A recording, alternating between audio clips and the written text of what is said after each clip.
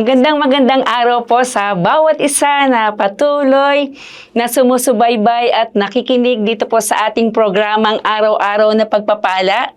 Nilangin ko po na anumang oras po kayo madatnan ng programang ito ay nasa mabuti po kayong kalagayan. Amen po ba? So tayo po muna ay manalangin. Hallelujah. Panginoon, salamat po Lord sa araw na ito na patuloy mo po kaming sinasamahan o Diyos. Lord, salamat po Ama na saan man kami mapunta ay lagi mo po kaming iniingatan o Diyos. Dalayan po namin Ama na patawarin mo po kami o Diyos sa lahat ng aming mga nagawang kasalanan o Lord God. Lord, tunay nga Panginoon na habang kami humihingi sa iyo ng kapatawaran, kami naman o Diyos ay iyong pinatatawad o Lord God. Kasalamat po Lord na kung ano man ang mga pagkukulang namin, ano man ang mga nagawa naming kasalanan sa isip, sa salita at sa gawa, salamat po Lord sa pagpapatawad na binigay mo po sa amin sa araw nito o Lord God. Thank you Lord. In Jesus' name we pray. Amen and amen. So yon sa araw nito ay itutuloy ko po yung na-share ko ng mga nakarang araw na kung saan ay papaano tayo maging malapit sa ating Panginoon at yung ilang benepisyo po ang naibahagi ko ng mga nakaraang araw na kung saan balik-aralan po natin kasi ang na-share ko po nung nakaraan ay 3 benepisyo yon. So ay marahil o ang iba sa atin ay natatandaan pa po at marahil ang ilan naman sa atin baka nakalimutan na. So atin po munang balik-aralan. So naibahagi ko po noon ay yung number 1, there is hope in the presence of God. So sa presensya po ng ating Panginoon, meron po tayong pag-asa. At ang number 2 naman po, may pag-ibig daw po. Amen. May pag-ibig sa presensya ng ating Diyos. Ang number 3, may kagalakan sa presensya ng ating Panginoon. At sa oras na ito, ang isi-share ko naman po ay yung ika-4 o yung number 4 na benefits. Ang number 4 po ay there is peace in the presence of God. So may kapayapaan po sa presensya ng ating Panginoon. Amen. Sabi po sa Pilipos 4:6 and 7, sabi po dito, huwag kayong mabalisa tungkol sa anumang bagay. Sa halip, hingin ninyo sa Diyos ang lahat ng inyong kailangan sa pamamagitan ng panalangin may pasasalamat. At ang kapayapaan ng Diyos na hindi kayang maunawaan ng tao, ang siyang mag-iingat sa inyong puso at pag-iisip dahil sa inyong pakikipag-isa kay Kristo Jesus. Amen.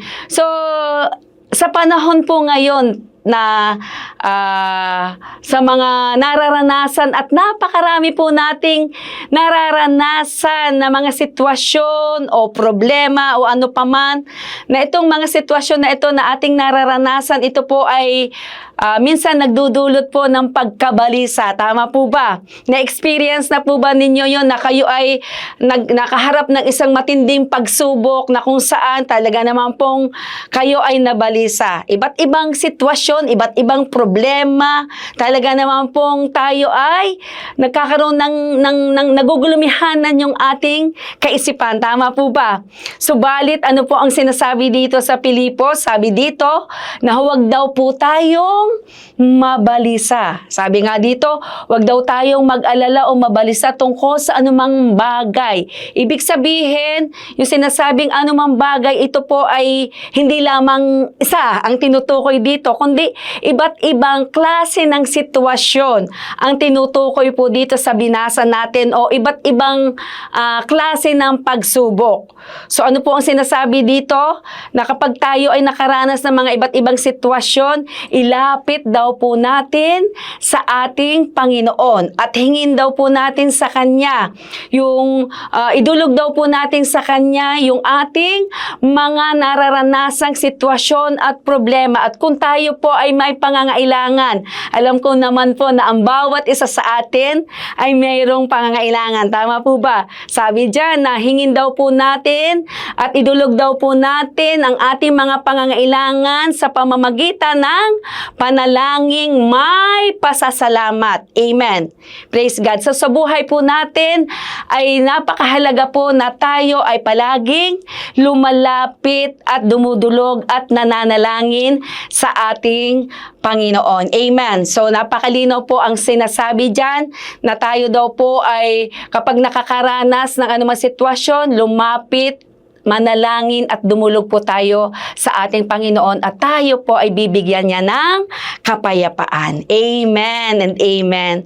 So ang number 5 po na benepisyo ng pagiging malapit sa ating Panginoon, sabi po dito, there is forgiveness in the presence of God. May kapatawaran daw po sa presensya ng ating Panginoon. Sabi po sa awit o Psalms 103 verse 10 to 12, sabi dito, He does not treat us as our sins deserve or repay us according to our iniquities. Sabi sa 11, for as high as the heaven are above the earth, so great is His love for those who fear Him. As far as the east is from the west, so far has He removed our iniquity, our transgression from us. So every time na tayo po ay nagkakasala, amen. Sino po dito ang hindi nagkasala? Di po ba lahat naman po tayo ay nakakagawa ng kasalanan? So, kasalanan mang sinasadya o kasalanang hindi sinasadya. So, every time na tayo daw po ay lumalapit sa ating Panginoon upang hingin ang pagpapatawad sa ating mga nagawang kasalanan, handang-handa po ang ating Diyos na tayo ay patawarin sa lahat ng ating mga nagawang kasalanan. Andyan po ang ating Panginoon. Every time na tayo ay hihingi ng tawad, patatawarin po niya tayo. Pero hindi ko naman po sinasabi na palagi tayong gumawa ng kasalanan at tayo naman po ay patatawarin ng ating Panginoon. Hindi po. Hanggat maaari, iwasan po natin. Subalit minsan, meron po tayong nagagawang kasalanan na hindi natin namamalayan na tayo ay nakagawa ng kasalanan. So, lumapit po tayo sa ating Panginoon. Handang-handa po niya tayong patawarin sa lahat ng ating mga nagawang pagkukulang. Amen. Sa lahat ng ating mga nagawang kasalanan, tayo po ay patatawarin ng ating Panginoon. Tayo po ay bibigyan niya ng panibagong pagpapatawad, kumbaga panibagong kalakasan ng ibibigay sa atin ng ating Panginoon. Sa presensya niya, tayo ay makakahingi ng tawad. Amen. Amen. So, yung ika-6 naman pong benepisyo, sabi dito, there is healing and protection in the presence of God. Praise God. Amen.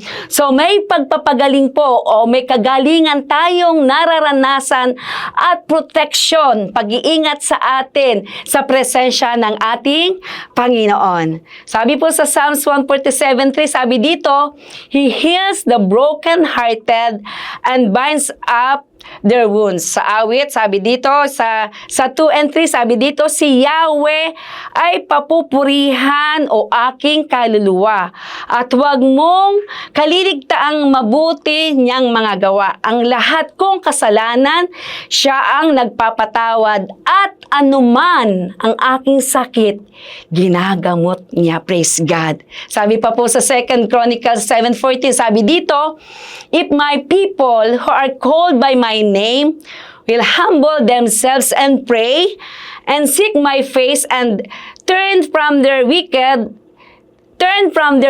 ways, then I will hear from heaven and I will forgive them and I will heal their land. Amen and amen. So sa presensya po ng ating Panginoon ay binibigyan niya tayo ng kalunasan, binibigyan niya tayo ng kagalingan sa lahat ng ating mga nararamdaman.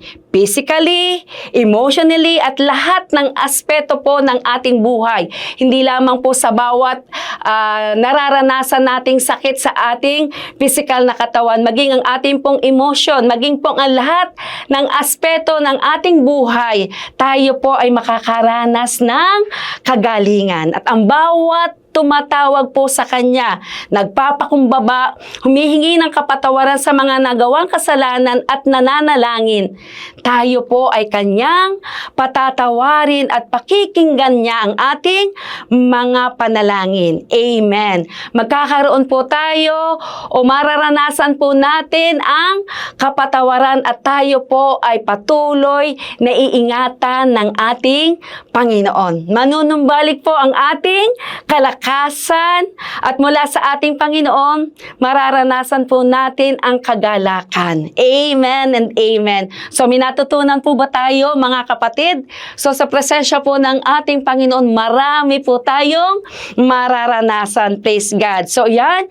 So, nakapag-share po akong muli ngayong araw nito ng 3 benepisyo at nung nakaraan 3, may kasunod pa po ito. At sa susunod po muli na dating pagkikita, doon ko po muling itutuloy ang ilang pang natitirang mga benepisyo. Mas lalo po nating at mas lalo po tayong mapalapit sa ating Panginoon. So tayo po ay manalangin. Hallelujah.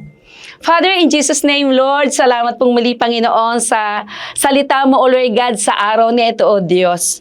We pray, Lord, na mas lalo pa po naming kami na lumapit sa iyo, mas lalo pa po naming pag-iigtingin, O Diyos, na kami ay laging mapalapit sa iyo, O Lord God, sa pamamagitan ng aming pananalangin, O Lord God. Dahil sa iyong presensya, Panginoon, ay mararanasan po namin ang kapayapaan, O Lord God. Lord, we pray, Panginoon, na sa oras na ito, kung meron mang nababalisa sa mga sandaling ito, O Lord God, salamat po, Lord, na palalahanan mo po sila, Panginoon, na napakahalaga, O Diyos, na kami ay palaging lumalapit sa iyo, nang sa ganun, O Lord God, ay patuloy na maranasan ang kapayapaan na nagmumula sa iyo, Lord God. Salamat din po, Ama, na sa iyong presensya, O Lord God, tunay nga, Panginoon, na kami ay pinapatawad mo sa lahat ng aming mga nagagawang kasalanan at patuloy po naming nararanasan ang pagpapatawad na nagmumula sa iyo, Lord God. Physically, mentally, at lahat ng aspeto ng aming buhay ay patuloy naming mararanasan, O Diyos, ang kagalingan, O Lord God. Salamat po, Lord, sa patuloy na pag-iingat mo sa amin, O Lord God, at pagsama, O Diyos, sa bawat araw ng aming buhay, O Lord God. Thank you, Lord. In Jesus' name we pray. Amen and amen and amen. So maraming salamat po at muli, magkita-kita po tayong muli sa mga susunod na araw. God bless us all.